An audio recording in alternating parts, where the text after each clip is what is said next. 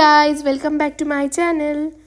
অনেক দিন পরে তোমাদের সাথে আজকে একটা ব্লগ শেয়ার করছি। আর ব্লগটা শেয়ার করার আরও একটা বড় কারণ হচ্ছে আজকে আমি আর আমার মেয়ে এসেছি ন্যাচারাল হিস্ট্রি মিউজিয়াম ঘুরতে।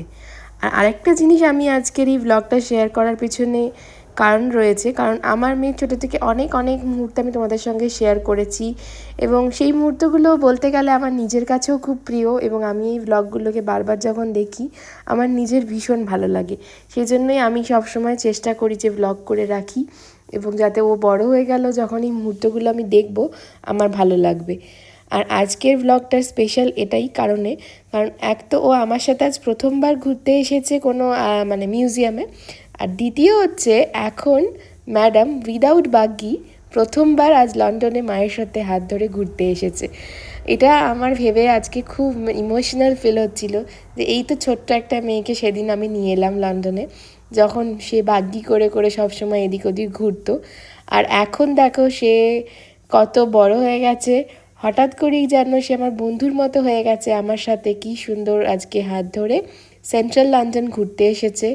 আর সারা দিন আজকে অনেক হাঁটাহাঁটি, আর বিশাল বড় একটা কিউ ছিল, প্রায় 1.5 ঘন্টা কিউতে দাঁড়িয়েছিলাম আমরা, কিন্তু ওকে নিয়ে আমার কোনো রকম প্রবলেম ফেস করতে হয়নি। তারপরে নিজে পায়ে হেঁটে এই মিউজিয়ামের মধ্যে ও ঢুকছে।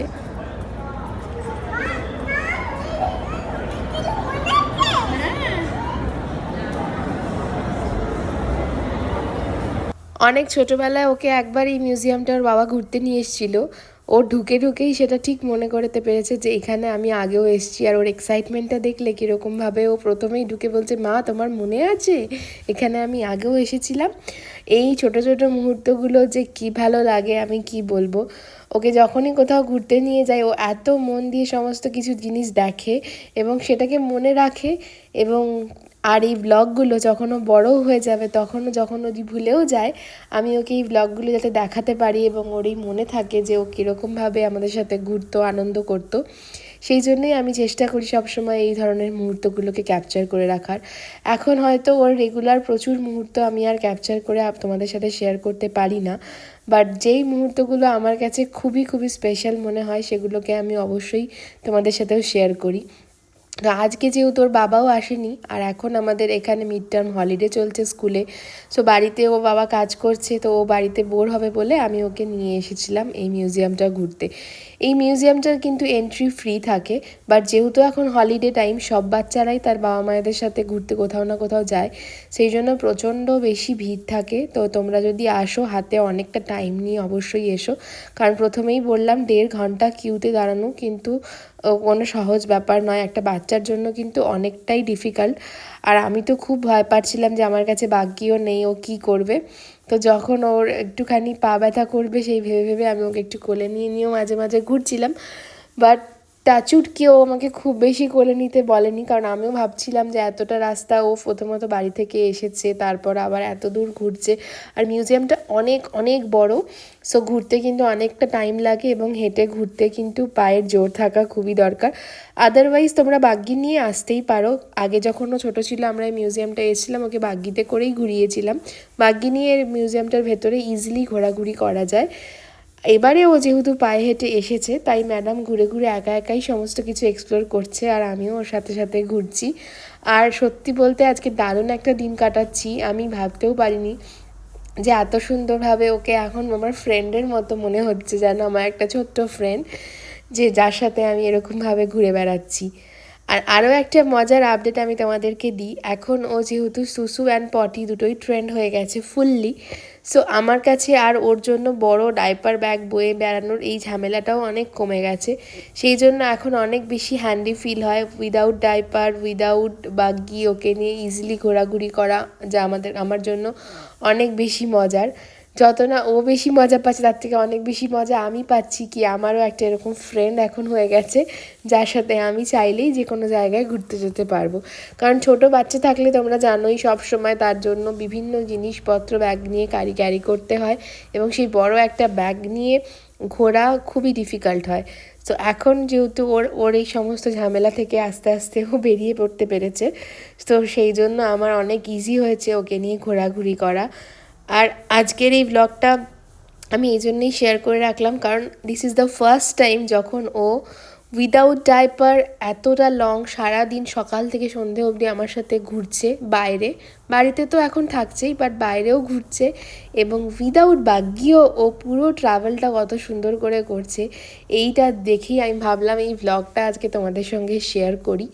যারা তোমরা চাইছো বাচ্চাদেরকে কিভাবে সুসু অ্যান্ড পটি ট্রেনিং করাবে, বা যারা ভাবছো যে কিভাবে বাগ্যি ছেড়ে এমনিভাবে ঘুরবে, তারা অবশ্যই আমাকে কমেন্ট করতে পারো। যদি কোনো হেল্প করতে পারি তাহলে অবশ্যই তোমাদেরকে হেল্প করব। বা যদি তোমরা জানতে চাও যে আমি এই প্রসেসিংটা কিভাবে করেছি, জাস্ট 10 ডেজ আমার মেয়ে, আমাদের এখানে যেহেতু ম্যাক্সিমামটাই ঠান্ডার সময় থাকে, সো আমি কোনো উইন্টারের সময় ওকে টয়লেট ট্রেনিং স্টার্ট করিনি। আমি যতটা পেরেছি সামারেই করেছি। জাস্ট 10 ডেজ লেগেছে আমার ওকে টয়লেট ট্রেনিং করাতে। পটি ট্রেনটা আমরা ওকে সবার ফার্স্ট করিয়ে দিয়েছিলাম অনেক ছোটো বয়সে, 1.5 ইয়ারে ও পটি ট্রেন হয়ে গেছিলো। বাট এখন 3 ইয়ার্সে ও সুসু পটি বোথ ট্রেন করে দিয়েছি ওকে, এবং আমার জাস্ট 10 ডেজ লেগেছে। সামার এসেছে আমাদের ইউকেতে, আর এই সামারের টাইমটাতে আমি একদমই টাইম ওয়েস্ট না করে এই সমস্ত কিছু ওর ট্রেনিং করিয়ে দিয়েছি। আর আজকে এই মিউজিয়ামের ভেতরে একটা বেবিদের অ্যাক্টিভিটি ছিল। যারা তোমরা জানো না তাদের জন্য বলে রাখি, ন্যাচারাল হিস্ট্রি মিউজিয়ামের ভেতরে প্রতিদিন কিন্তু আধ ঘন্টা পর পর একটা বেবিদের অ্যাক্টিভিটি সেশন থাকে 3:30 অবধি। তোমরা যে কোনো সময় এলে 30 মিনিটস পরে পরে এই সেশনটা দেখতে পাবে, এবং বেবিরা কিন্তু অনেক কিছু শিখতে পারে, অনেক এনজয় করে। আমি ওকে সেখানেও নিয়ে গেছিলাম, ও অনেকটা টাইম কাটিয়েছে। তারপরে এইখানে ডাইনোসরসগুলো দেখো একদম লাইভ রয়েছে, এখানে অন্যান্য বাচ্চাদের সাথে ও দাঁড়িয়ে ডাইনোসর দেখে খুব মজা করছিল। তো সারাটা দিন আজকে এই হলিডেটাতে এরকম টাইম কাটাতে পেরে আমারও দারুণ লাগছে। তোমাদের এই ভ্লগটা কীরকম লাগলো দেখে কিন্তু অবশ্যই আমাকে জানিও। আর এই ঘোরাঘুরি করে সারাদিন পরে আজকে ওর সাথে খাওয়া দাওয়া না করে তো ফেরা যাবে না, তাই আমরা চলে আসছিলাম একটা সুন্দর রেস্টুরেন্টে আজকে খাবো বলে। তো যেহেতু মিউজিয়াম থেকে ঘুরতে অনেকটা সময় লাগছিল, তো স্ন্যাক্স কিন্তু অবশ্যই তোমরা ক্যারি করো। ভেতরেও কিছু কিছু শপস রয়েছে, বাট সেখানে কিন্তু খুব বেশি কিছু খাবার পাওয়া যায় না। একটা রেস্টুরেন্ট রয়েছে, সেখানেও যদি তোমার সিট অ্যাভেলেবেল থাকে তাহলেই তুমি বসতে পারবে, আদারওয়াইজ ভীষণ ক্রাউডেড থাকে। তো আমি স্ন্যাক্স ক্যারি করেছিলাম, যেটা খেয়ে খেয়েই ও ঘুরেছে। এবং এরপরে আমরা যাব একটা সুন্দর রেস্টুরেন্টে, আমরা আজকে খাওয়া দাওয়া করব, তারপর একসাথে বাড়ি ফিরবো।